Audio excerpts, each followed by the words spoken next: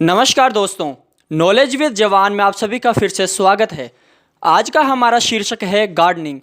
Gardening में हम सबसे पहले बात करेंगे कि नर्सरी से पौधा लाने के बाद उसे दूसरे गमले में कैसे लगाया जाता है। कई लोग अक्सर कहते हैं कि वे नर्सरी से पौधा खरीद कर लाते हैं और उसे दूसरे गमले में लगा देते हैं। वे पौधे को टाइम टू टाइम पानी, खाद भी देते हैं, लेकिन कुछ दिनों के बाद उनका पौधा सूख जाता है अथवा मर जाता है। इसका क्या कारण है? इसके दो सबसे प्रमुख कारण हैं। इसका सबसे बड़ा कारण है पौधे को सही तरीके से दूसरे गमले में शिफ्ट ना करना, और दूसरा कारण है पौधे को ज्यों के त्यों छोटे गमले से निकालकर बड़े गमले में लगाना। तो आज हम जानेंगे कि नर्सरी से लाए गए पौधे को बड़े गमले में कैसे लगाया जाता है और इसका सही तरीका क्या है। तो चलिए वीडियो को स्टार्ट करते हैं। हम क्या करते हैं कि नर्सरी से पौधे को लाने के तुरंत बाद ही बड़े गमले में लगा देते हैं। हमें ऐसा नहीं करना चाहिए।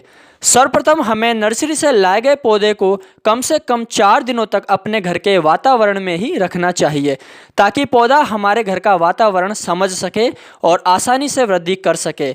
आज हमारे पास एक छोटा पौधा है जिसका नाम गुड लक बेम्बू है, जिसे हम 4 दिन पहले नर्सरी से लाए थे। अब हम इसी पौधे को बड़े गमले में लगाएंगे।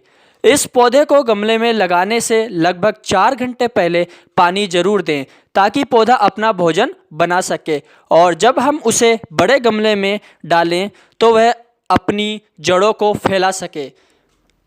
4 घंटों के बाद अब एक खाली गमला लीजिए जिसमें हमें पौधा लगाना है, और उसके पेंदे के छेद को ठीकरी के टुकड़े से ढक दीजिए ताकि मिट्टी बाहर ना निकले। अब गमले में थोड़ी मिट्टी डालें। ध्यान रखें कि मिट्टी सूखी ना हो, उसमें थोड़ी सी नमी होनी चाहिए। अब पौधे को छोटे गमले में से सावधानीपूर्वक निकालिए। ध्यान ये रखिए कि पौधे की जड़ों को कोई नुकसान ना पहुँचे। कुछ लोग क्या करते हैं कि पौधे को ज्यों के त्यों ही बड़े गमले में डाल देते हैं, जो गलत है। इसी से हमारा पौधा सूख जाता है। ज्यों के त्यों पौधा लगाने से पानी साइड से बहकर गमले के नीचे वाले छेद से निकल जाता है, जिससे पौधे की जड़ों को पानी नहीं मिल पाता और पौधा सूख जाता है। आप पौधे की मिट्टी को थोड़ा सा खदेड़ दें या उसकी हल्की सी गुड़ाई कर दें।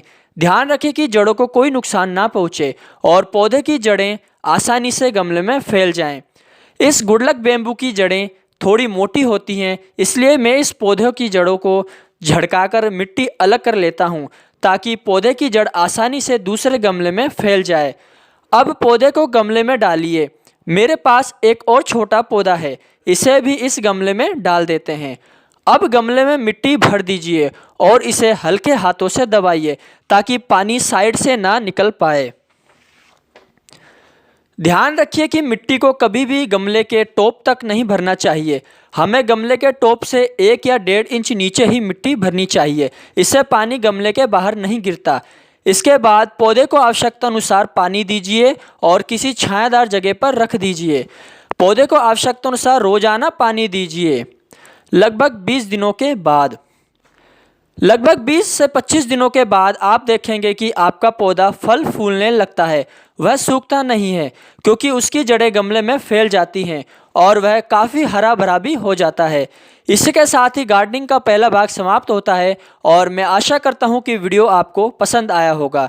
मिलते हैं गार्डनिंग के अगले भाग में कुछ और नॉलेज के साथ। धन्यवाद।